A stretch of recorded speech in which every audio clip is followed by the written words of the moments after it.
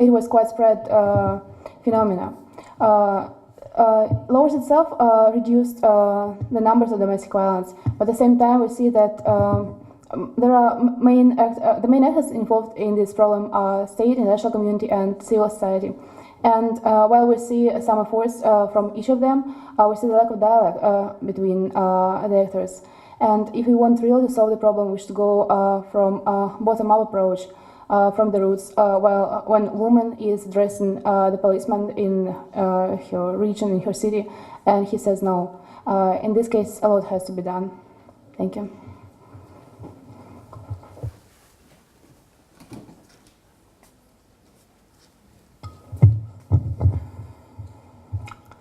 Any other question?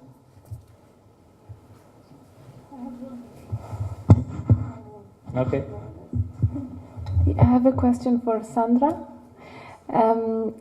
Because the impression that, apart from the definition of rape, that I agree with you, is kind of still blurred and not really clear, but more in general about the issue of not domestic violence, the issue of sexual violence during war.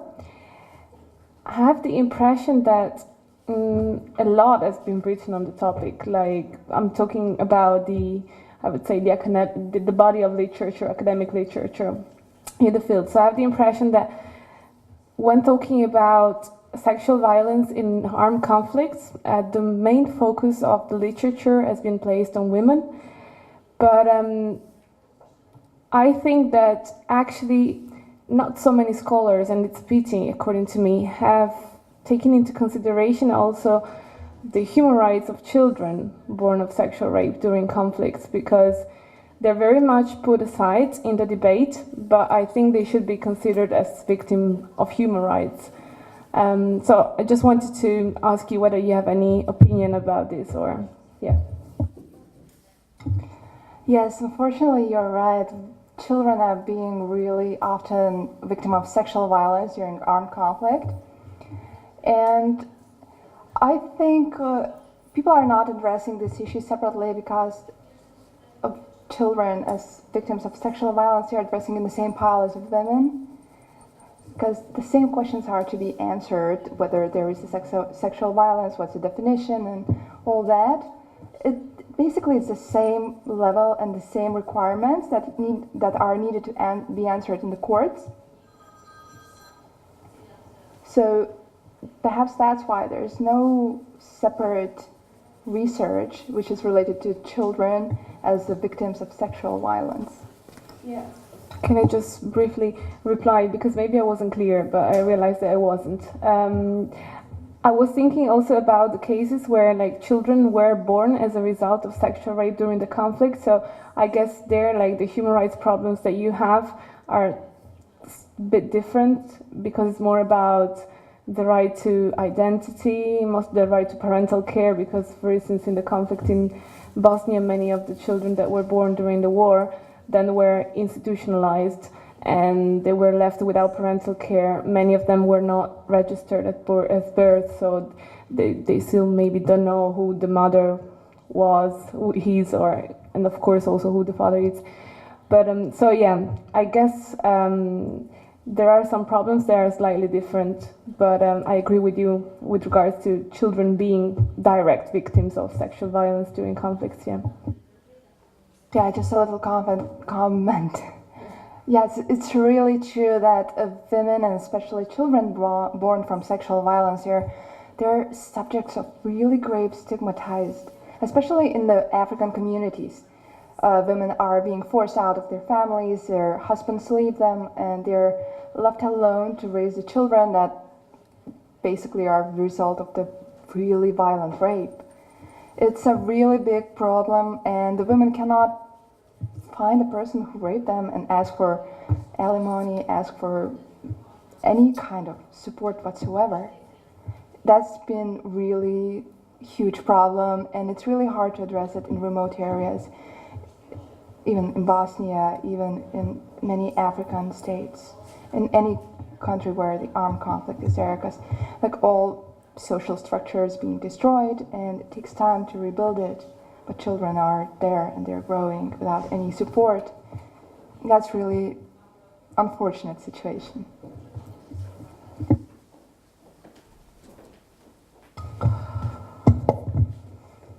Other questions?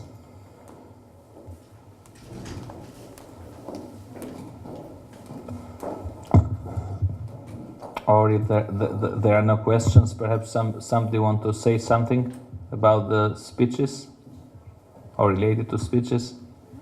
No? Okay. I have nothing else to do but to end this session, thanking all the speakers for their presentations and of course all the participants for listening to them. Okay, thank you.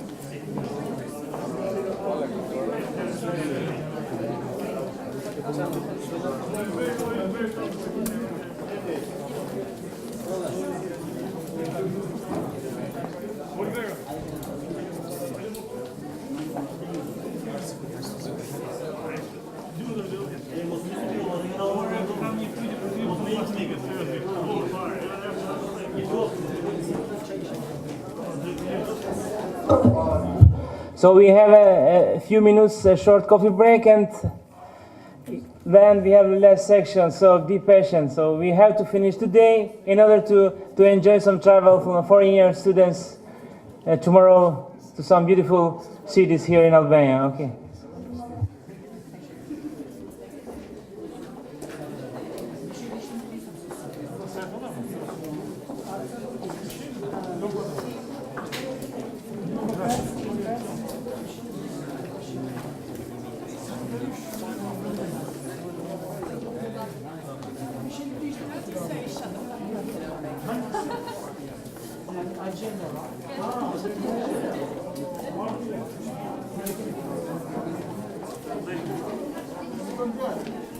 Portulanka?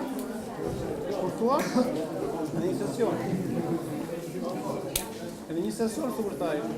Te ne passa dove?